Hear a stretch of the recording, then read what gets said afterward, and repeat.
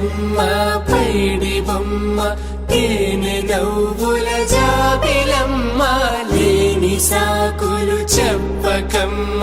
పట్టువోణి కట్టవమ్మ నాన్నయదపై నిన్నటిదాకా అల్లరి ఆటలు ఆడినా చిన్నారి తల్లి లేత భుజములు నేడు చీరలు మోయునా చెల్లో తురిమిను మంచి సంపద